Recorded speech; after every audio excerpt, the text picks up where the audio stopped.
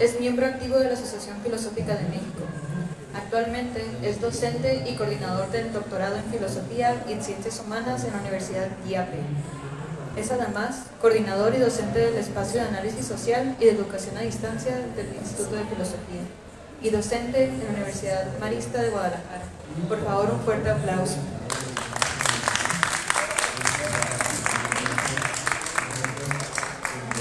Nos va a presentar su conferencia de clausura, Notas para seguir pensando en enclave decolonial a la filosofía mexicana en el siglo XXI. Adelante.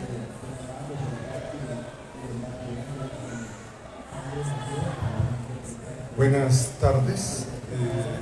Debo decir que agradezco el ejercicio, no solo de estar aquí en Chihuahua, sino de que en Chihuahua se esté celebrando este primer encuentro, el Encuentro Nacional de Filosofía. No me escucha Erwin, pero quienes ayer nos reunimos, coincidiendo hacia el final del día en un ejercicio, decíamos de la relevancia de este encuentro y de lo que supone organizar un evento de esta magnitud. De tal manera que la mayoría de los ahí reunidos, compañeras, compañeros de filosofía, hacíamos una suerte de reconocimiento de estar en Chihuahua y estar en el primer encuentro nacional de filosofía.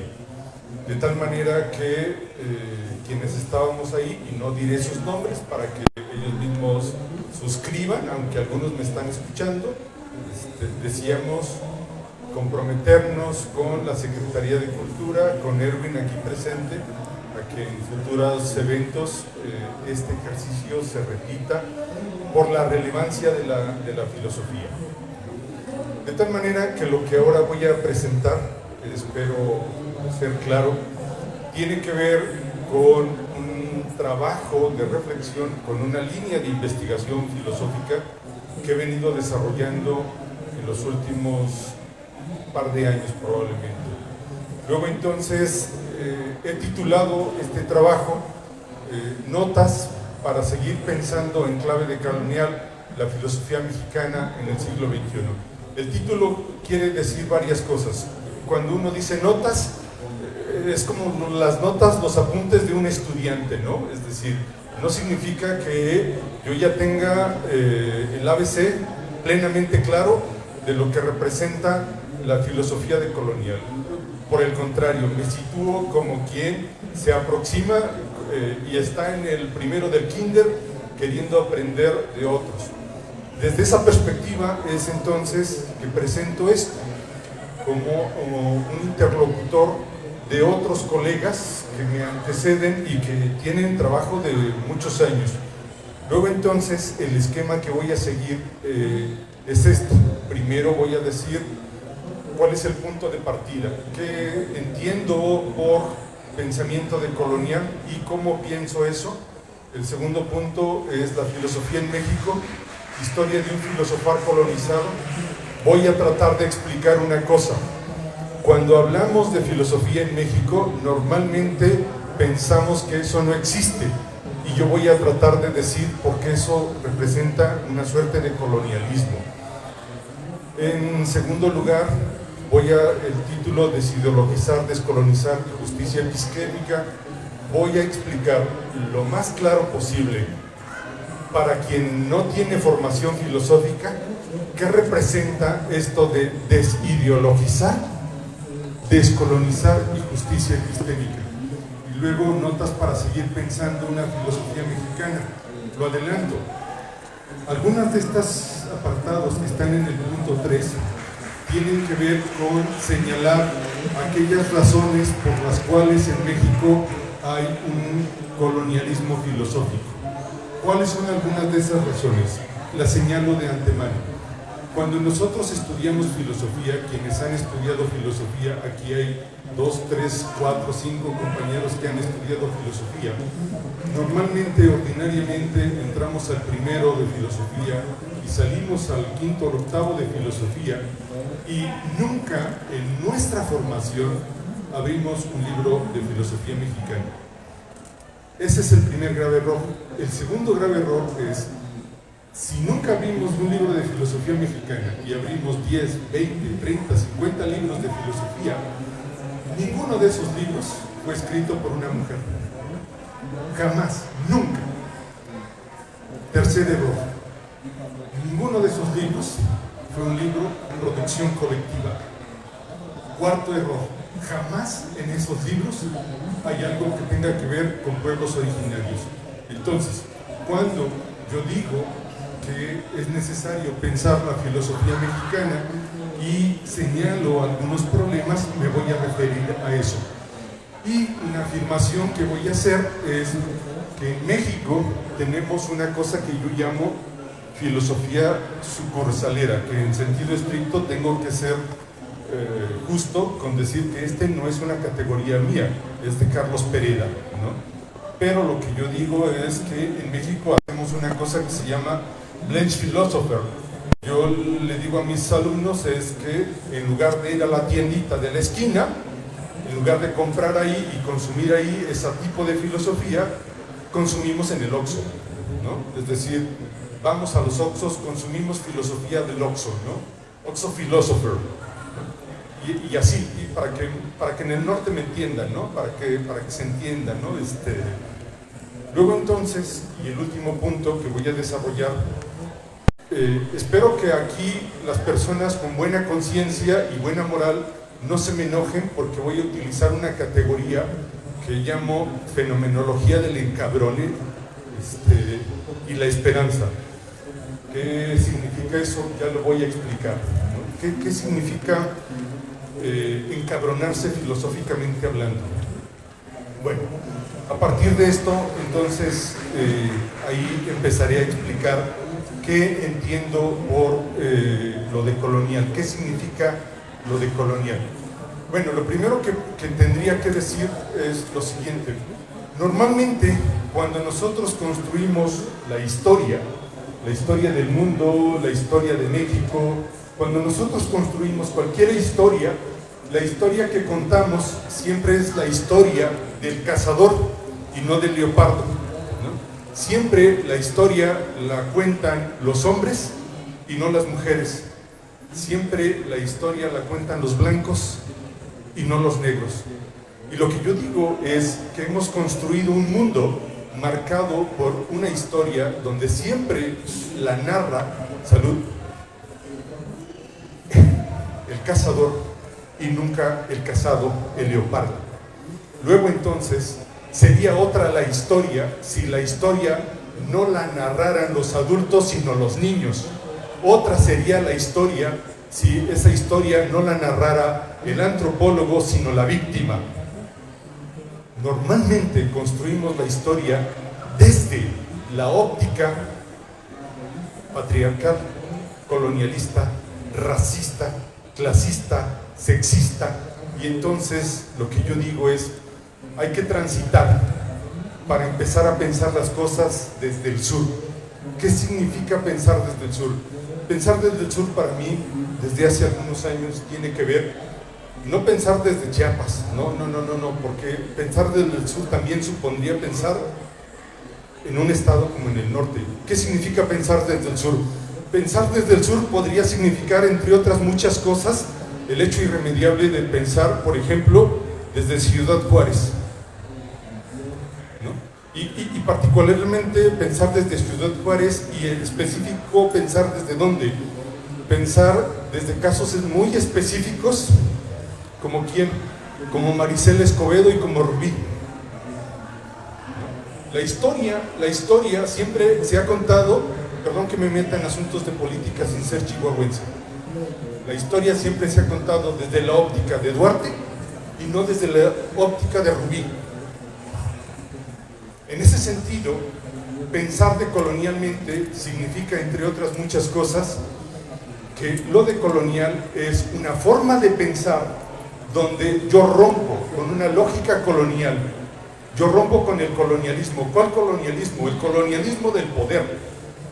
Pensar decolonialmente significa resituar los conceptos, aquellas ideas donde siempre hay una figura que tiene poder. Siempre el poder en casa la tiene el hombre, siempre en el trabajo el poder lo tiene el patrón. Hay otras formas de contar la historia.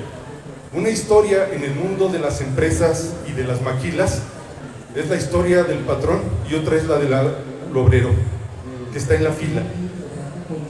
Son dos historias distintas, y el mundo necesita que las cosas se cuenten de otra manera, y en ese sentido hay que contar decolonizadamente, porque siempre contamos la historia, por ejemplo, con una colonialidad del saber, y hay que contar la historia, por ejemplo, esas historias que nunca son contadas, por ejemplo las historias rarámuris, pero no las historias contadas por los antropólogos que van al mundo rarámuri, sino por los propios rarámuris, y particularmente por las propias mujeres, esas voces que siempre han sido silenciadas y negadas.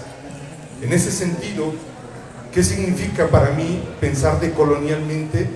Pensar decolonialmente es un pensamiento que desideologiza. ¿Qué significa desideologizar? Es un concepto bien complicado, pero desideologizar representa lo siguiente. Hay una idea. Esta idea es una ideología. Por ejemplo, voy a poner ejemplos muy específicos. En un país como el nuestro siempre hemos pensado que los indios son unos flojos, que los negros son villanos, que las mujeres son débiles, tontitas, mencitas, que no les sube el agua al tinaco, ¿no? Es decir, siempre hemos construido una forma de pensar colonial, racista, patriarcal, sexista, dual, binaria. Y lo que yo digo es, ya se acabó. Empecemos a pensar de otra manera. Y pensar decolonialmente es pensar de manera situada. Eso no significa que pensar con el propio locus, pensar de manera situada no significa pensar descontextualizadamente y solo pensar las cosas de manera indiferente. A ver, voy a poner ejemplos. Pensar situadamente implica pensar, yo no soy tapatío, pero vivo en Jalisco. Yo pienso como tapatío, aunque no lo sea de origen. Pensar situadamente significa eso, pero no soy indiferente frente a los problemas globales. No soy indiferente frente a la guerra en Pakistán y Palestina, aunque no sea ni judío ni nada que le parezca, porque aquello tiene consecuencias para mí. En ese sentido, pensar situadamente desde el propio locus no significa indiferencia frente a los problemas globales. Pensar situadamente representa dialogar interculturalmente, es decir, reconocer que hay problemas locales que demandan urgencia. Yo no sé cuál sea el problema más importante en un estado como Chihuahua. Yo soy tapatío y el dolor que debe aquejar a cada tapatío es que somos el ridículo primer lugar en desaparición forzada frente al hijo de su mamá, no digo el nombre, gobernador, que pasa de largo cuando cada 33 minutos en el estado en el que vivo y del que como, muere una mujer. Eso no puede pasar de largo. Y pasa de largo todos los días. Y como padre de un hijo universitario, donde a la semana desaparecen 5 universitarios, yo no puedo no marcarle el ritmo a un hijo sabiendo que mañana puede ser el que engrose las filas de un desaparecido.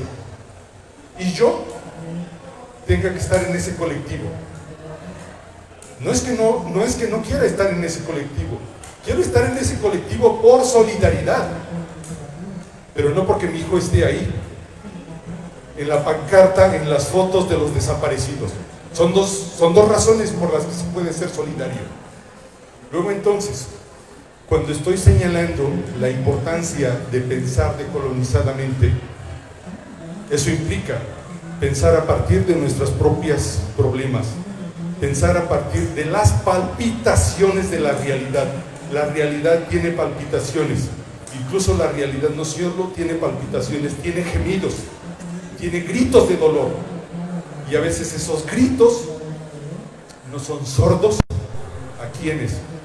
A la población en general y a los que nos decimos filósofos, porque hacemos filosofía a partir de unas cosas que no son las nuestras, y nos hacemos unas telarañas mentales bien complicadas.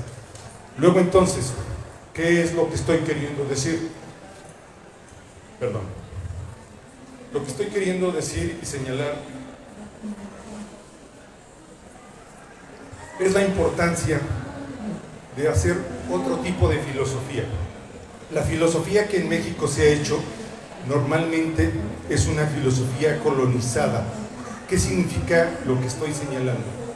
Significa que normalmente la filosofía que hemos hecho aquí ha sido un discurso legitimador del orden establecido. Aquí hay un par de colegas, el doctor Vargas Lozano, amigo, igual que el doctor Rico Bobbio, que se han dedicado a analizar el tema del poder. No pocas veces la filosofía, en la medida en que ha sido indiferente frente a esos problemas, ha tolerado, ha sido permisiva, ha legitimado al poder. Es un debate que tenemos en la puerta con el doctor Gabriel. La filosofía colonizada es una filosofía que se construye a partir de Europa, como una historia universal.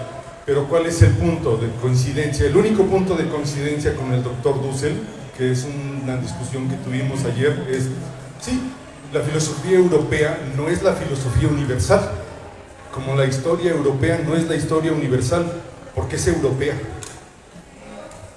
Y en ese sentido, mi punto de partida, mi modo de pensar las cosas es la necesidad de romper con una filosofía que siempre ha sido colonial, porque siempre nos hemos encargado de leer trasplantadamente. ¿Qué significa trasplantadamente? Significa que cuando arribas a un curso de filosofía, revisas a un autor que es de Alemania, revisas a un autor que es británico, revisas, y no pocas veces muchos colegas te piden que revises a un señor que se llama René Descartes, pero que lo pronuncies Descartes, y que de preferencia lo leas en un editorial que se llama Trota o Taurus.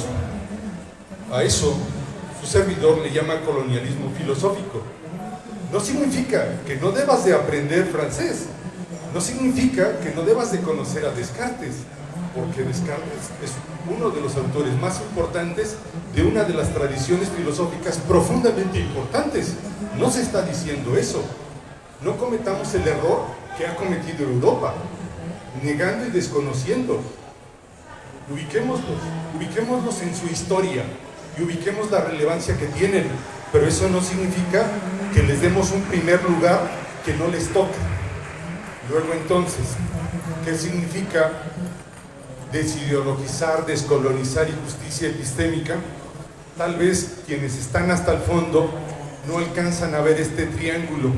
Aquí dice colonialidad del poder, colonialidad del saber y colonialidad del ser. ¿Qué significa? El colonialismo representa tres cosas.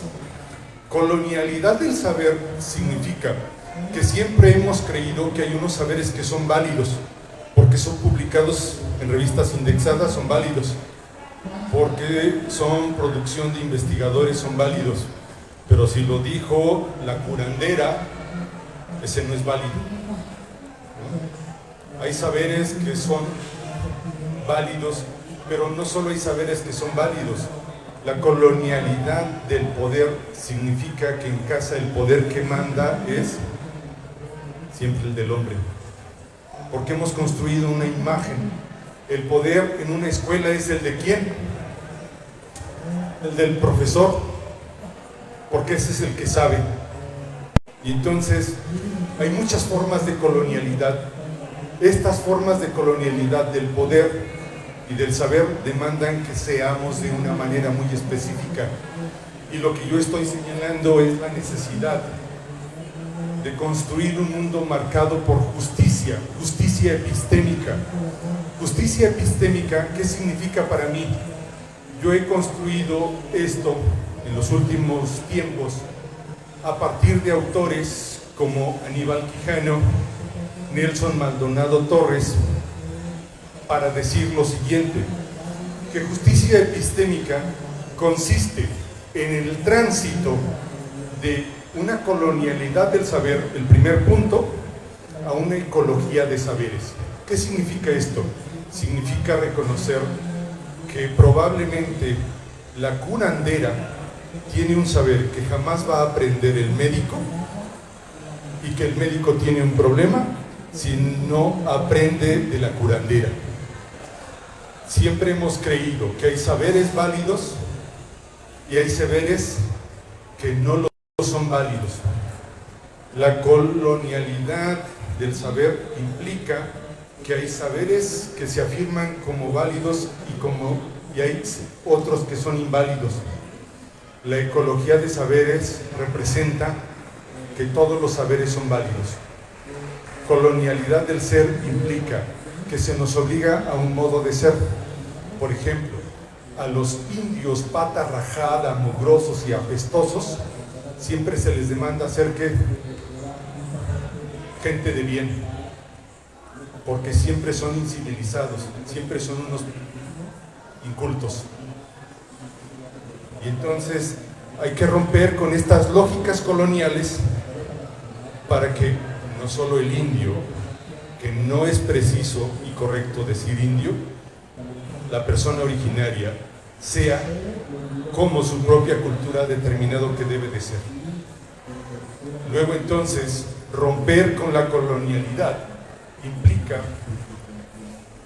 transitar de un mundo marcado por injusticias a un mundo marcado por justicia, donde no siempre las decisiones las toma el hombre, sino estas decisiones, lo más justo sea que sean pactadas y acordadas,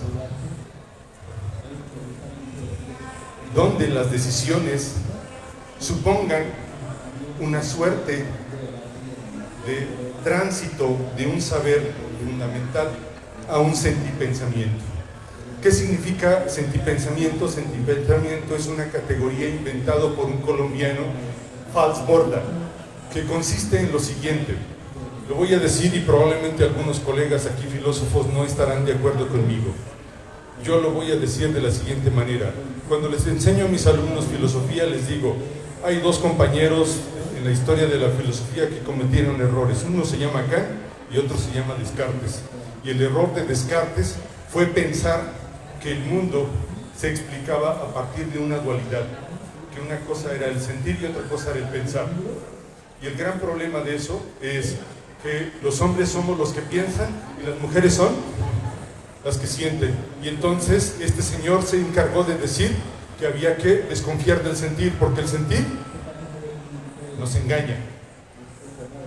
Y la verdad es que muchas de las mejores decisiones que tomamos son las que ¿qué? Las que sentimos.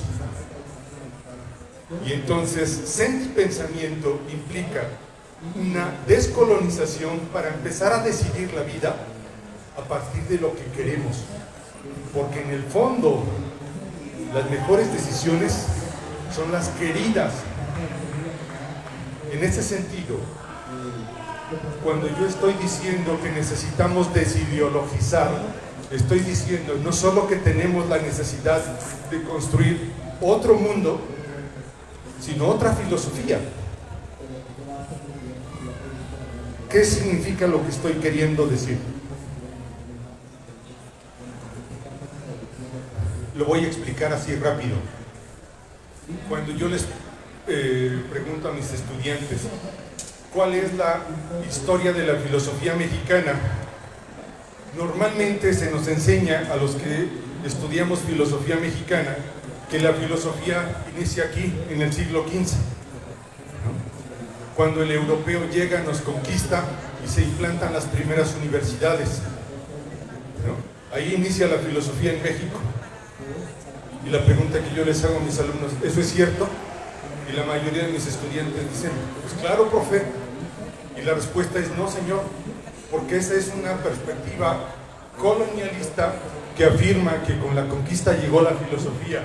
¿Qué consecuencias tiene eso? La negación de las filosofías preexistentes. Y entonces lo que yo digo es la necesidad de construir una forma distinta de explicar la historia de la filosofía. La historia de la filosofía representa reconocer que antes del siglo XVI, cerca de 7.000 años antes, mínimo tenemos evidencia de 3.500 años antes de que llegaran los españoles, ya había pueblos originarios aquí que pensaban y siguen pensando, y no necesitamos de una mugrosa conquista para resolver los problemas. Luego entonces, decolonizar la filosofía implica transitar de la negación, del desconocimiento a la afirmación. Y entonces mi propuesta es la tercera. Mi propuesta es la filosofía de los pueblos originarios en rojo. Siempre he estado ahí, pero siempre he estado detrás, ocultada, negada, desconocida, sobajada, ninguneada. Luego entonces necesitamos una historia distinta donde reconstruyamos la historia. No puedo explicar con detalle esto, pero si ustedes fuesen estudiantes de filosofía, normalmente quienes estudiamos filosofía, quienes vamos... ¿Hay aquí estudiantes de filosofía? ¿Alguien? Cuando se estudia filosofía, ¿cuáles son las historias clásicas de la filosofía? ¿Griega? ¿La alemana? ¿Qué más? Normalmente existen 4 historias de la filosofía, ¿no? Antigua o griega, medieval, moderna, contemporánea. Yo digo que en México eso no puede ser, no puede existir. Y no solo no podríamos estudiar así las cosas, necesitamos reconstruir la historia, porque nuestra historia no inicia en Europa, ni tampoco, aunque esa fue una discusión que tuvimos por la mañana, ni tampoco la filosofía inició en Grecia. La filosofía no inició en Grecia. Los griegos no inventaron la filosofía, los griegos sistematizaron la filosofía, le dieron consistencia, coherencia. Pero la filosofía griega, es una entre muchas filosofías. Sé que algunos de mis colegas aquí no están de acuerdo conmigo porque lo hemos discutido. Luego entonces, a ver, ¿qué es lo que estoy diciendo? A ver, lo primero que ya dije es, respecto de los pueblos originarios necesitamos otra historia. Una historia distinta, donde los pueblos no sean ocultados, no sean negados, pero una donde muchas mujeres se van a reconocer es en lo siguiente.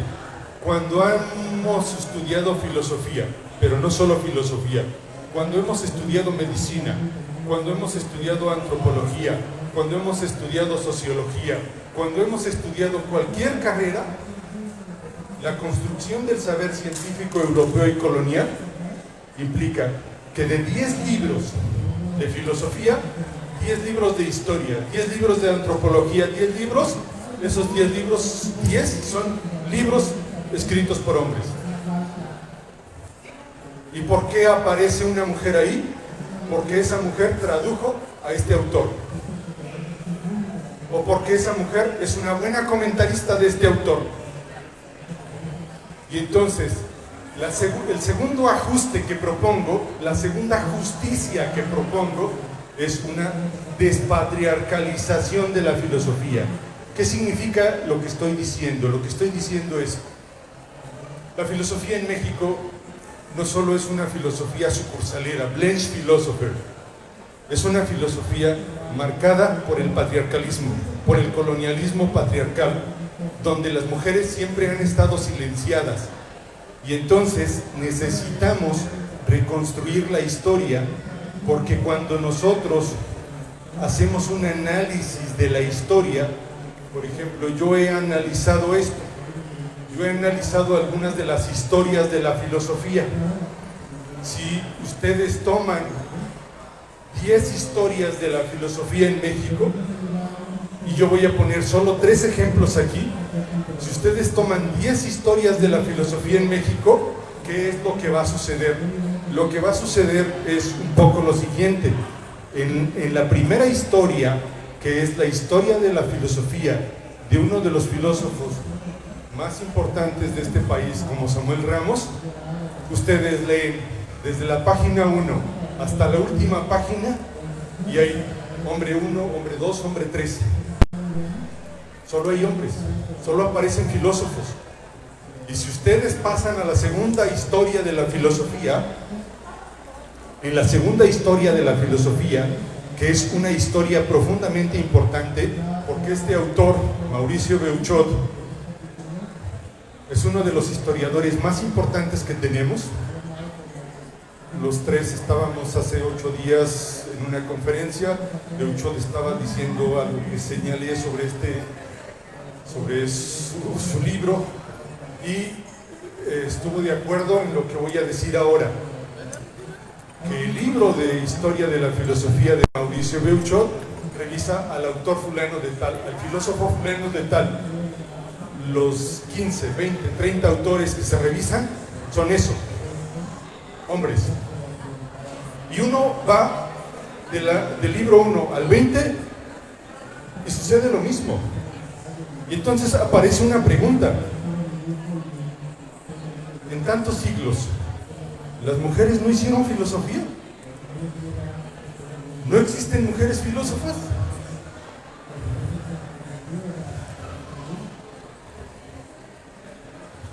Hay un libro, tercer ejemplo. Tercer ejemplo es este libro que estábamos discutiendo ayer. Ayer discutíamos sobre este libro de Gustavo Leiva. Nosotros analizamos este libro, y en este libro, que es un libro que se publicó creo que hace 2 años, ahí Gabriel se va a acordar cuándo porque él lo presentó, aparece una mujer, se llama María Zambrano. Pero, ¿alguien sabe de dónde es María Zambrano? ¿De dónde es María Zambrano, compañera? María Zambrano, ¿de dónde es? Es española. Ni siquiera es mexicana. Vino a Morelia, estuvo en Morelia, y por eso aparece ahí. Mereció ser nombrada en un libro de historia de la filosofía mexicana.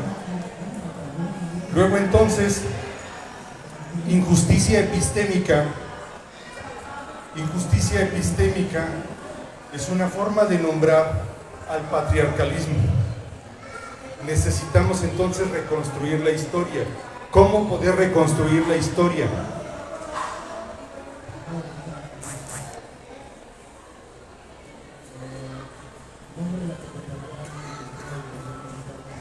Reconstruir la historia pasa por reconocer justamente esto, que la filosofía en México está marcada y atravesada por este patriarcalismo.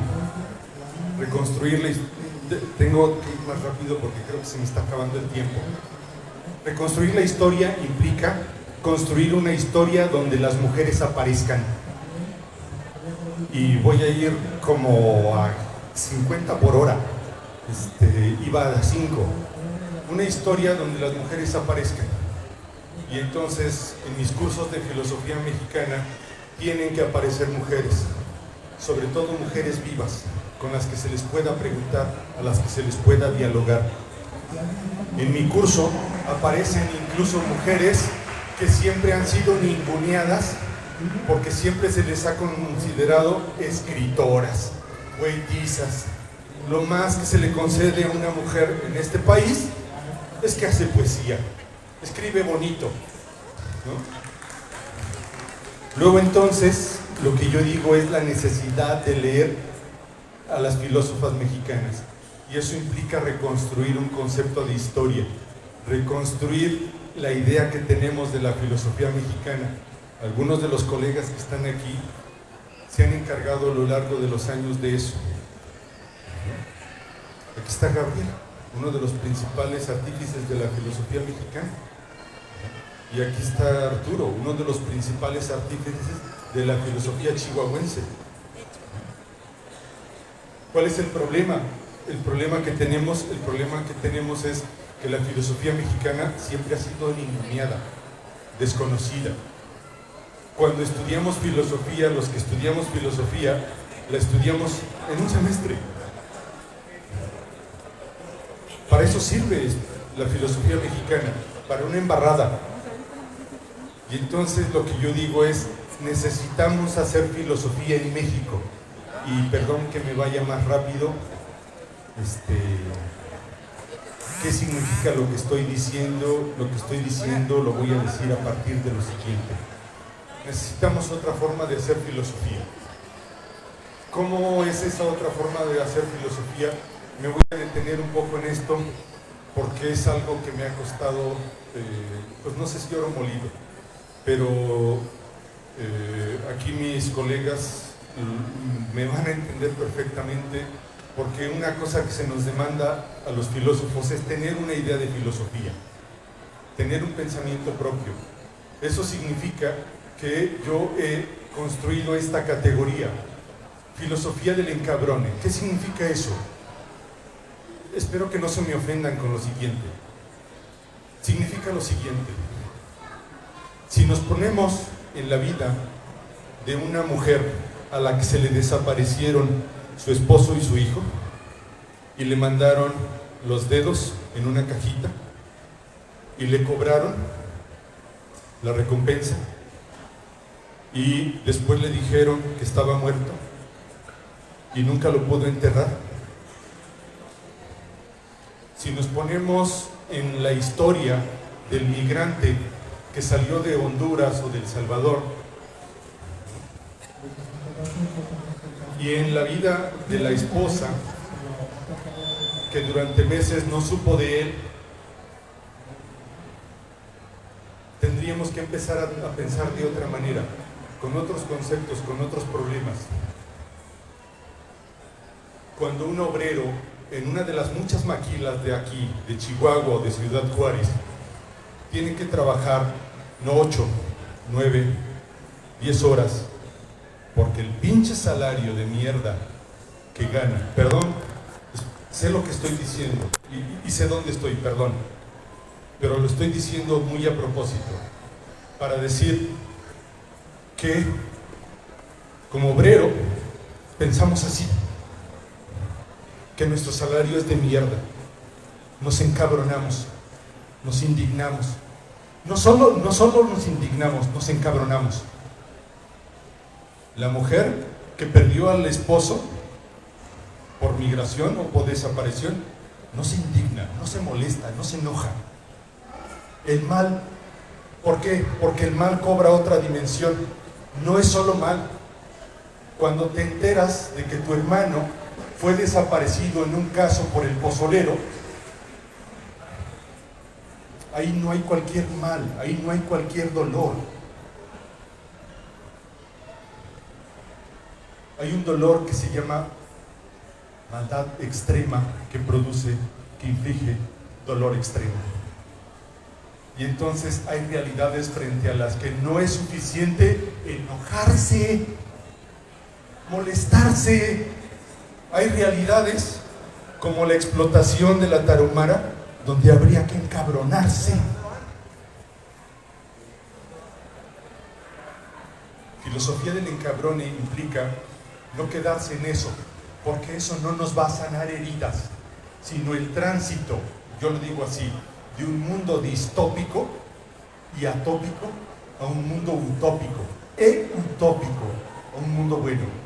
Y entonces, filosofía como fenomenología del encabrone y la esperanza significa que la mujer que perdió al esposo, que tuvo al desaparecido, tiene no solo espera, no solo sabe esperar, sino tiene una esperanza. Incluso cuando sabe que su hijo nunca va a regresar, tiene una certeza, tiene una esperanza, que ojalá algún día eso se acabe, ya no para ella, sino para las demás víctimas. Porque entre las víctimas se teje una red, un tejido de solidaridad. ¿Por qué llegan miles de migrantes al norte? Por solidaridad, por sororidad. Y entonces no podemos quedarnos en eso, en el encabrone. Pensar utópicamente implica pensar en que es posible un mundo distinto, o como dicen, y lo parafraseo los zapatistas, un mundo donde quepan muchos mundos, donde todos quepamos. Y entonces hacer filosofía desde el sentipensamiento implica tener otra sensibilidad, y no diré más porque veo que ya tengo que ir acabando. No sé si tenemos tiempo para un par de preguntas. ¿Viene? O sea, sí, no sé. Perdón si me extendí y no hay tiempo para dialogar.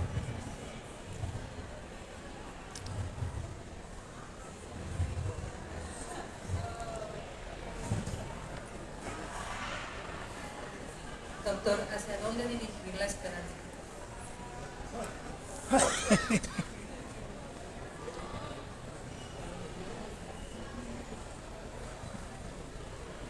Yo ya, bueno, muy interesante tu ponencia. Sobre todo me preocupa que se vaya a quedar sin fondos, ¿verdad? Porque las nuevas generaciones que pudieran tener filosofía en educación media superior ahora tampoco van a tener eso. Entonces, ¿cómo enseñar filosofía si estamos perdiendo ese espacio que se le daba en las aulas? Entonces, ¿cómo?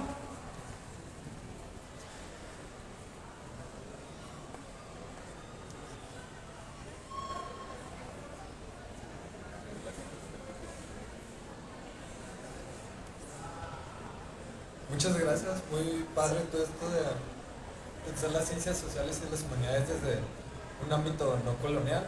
Mi pregunta es, ¿cómo podemos enseñar o qué papel curricular deberían tener las universidades para enseñar filosofía y ciencias sociales cuando realmente el mundo, bueno, el país y los estados tienen otras necesidades?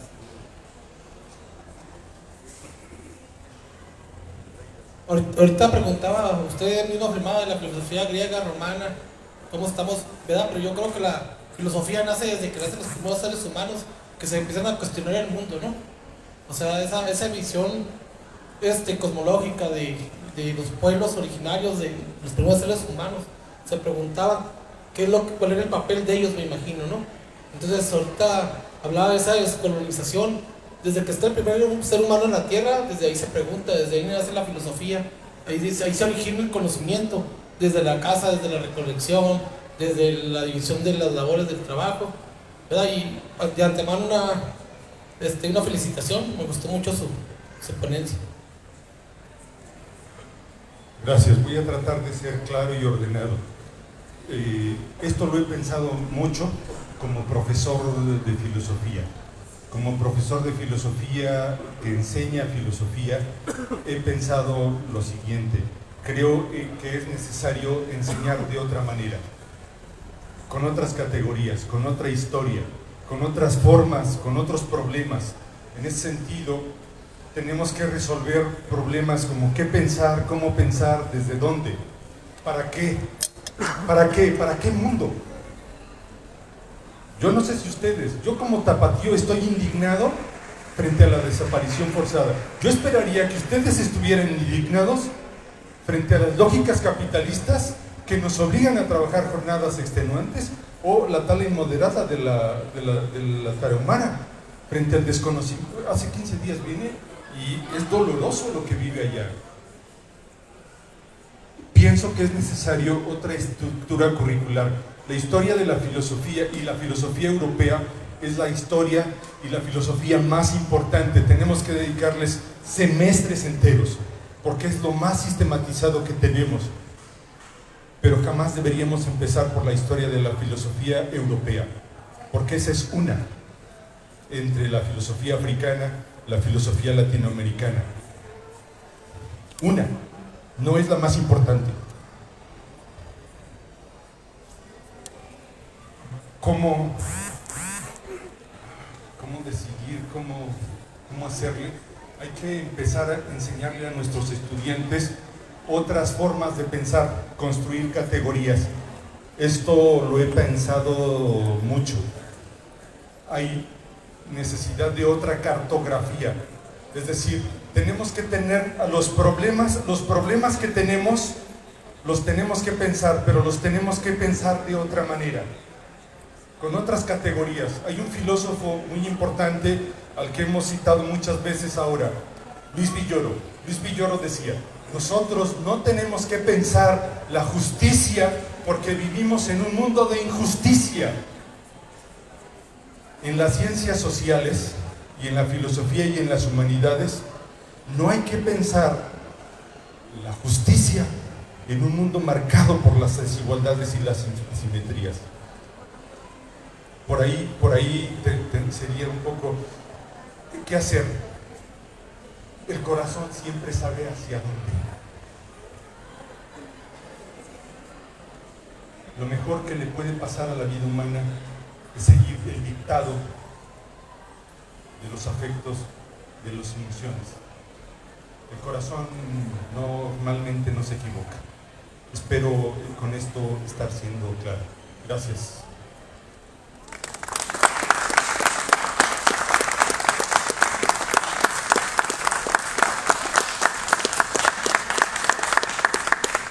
Agradecemos a Héctor León por su participación en su conferencia de clausura.